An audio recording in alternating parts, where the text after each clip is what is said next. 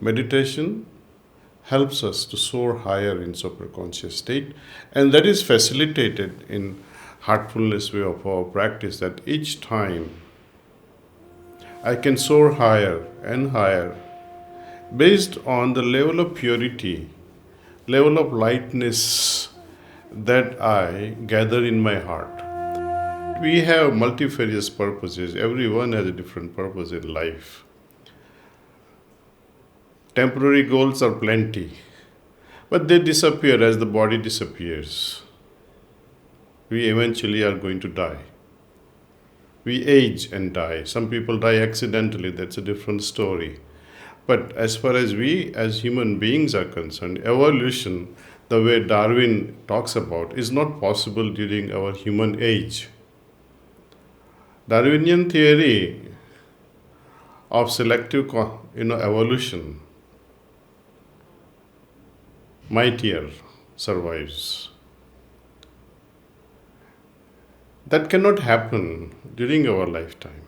We can only age. I cannot fly, for example, if I have the ambition to fly like a bird or swim like a dolphin.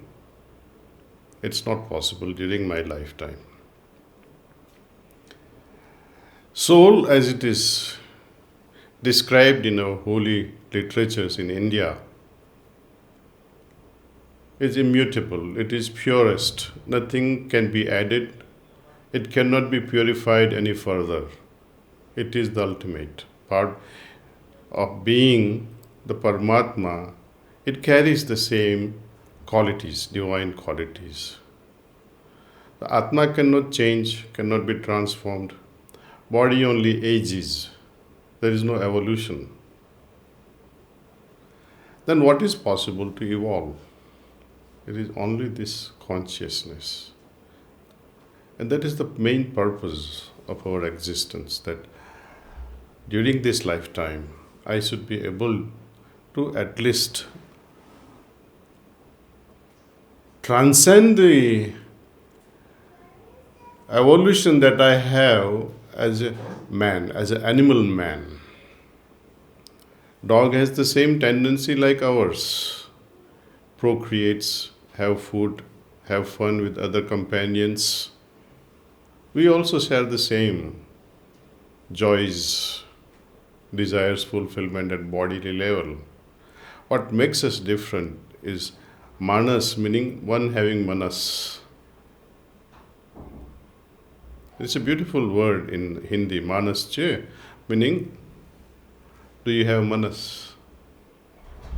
What does that mean? Do you have a mind? But what is beyond mind? That is consciousness. Consciousness is not only made up of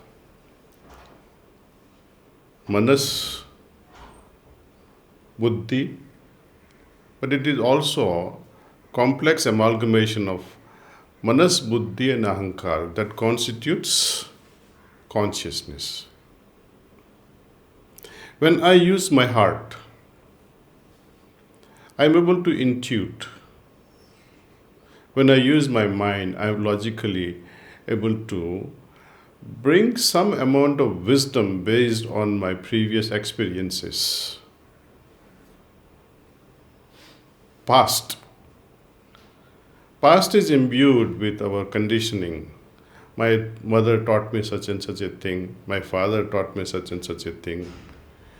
During my interactions with others, my teachers, my colleagues, my friends, I have learned and I have become wiser based on the interactions I had with those individuals, the experiences, compilation of all those experiences, encounters that constitutes my past.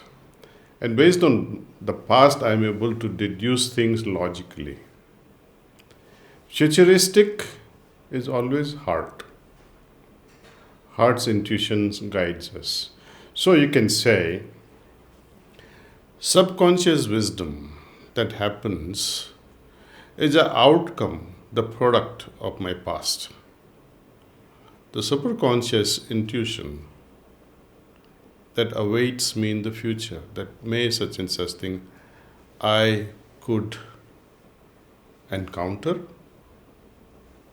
or I'm able to escape certain encounters, and these are based on heart's intuitions.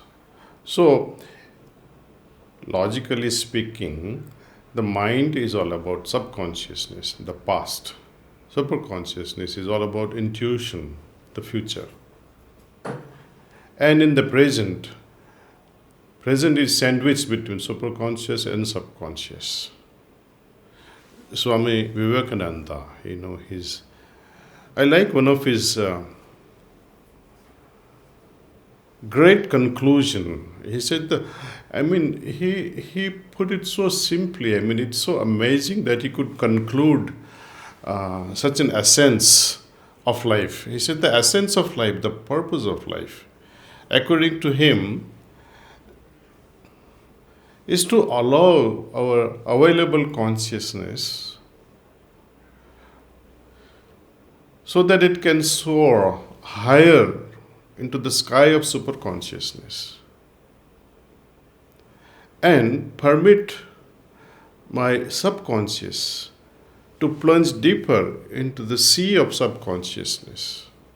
This is a beautiful comparison. Then he says it's like a small, this available consciousness that we work with, daily interactions with people, it's like a fine film of water, very fine film of water, which is sandwiched between two giant oceans. Meditation helps us to soar higher in superconscious state, and that is facilitated in heartfulness way of our practice, that each time I can soar higher and higher based on the level of purity, level of lightness that I gather in my heart.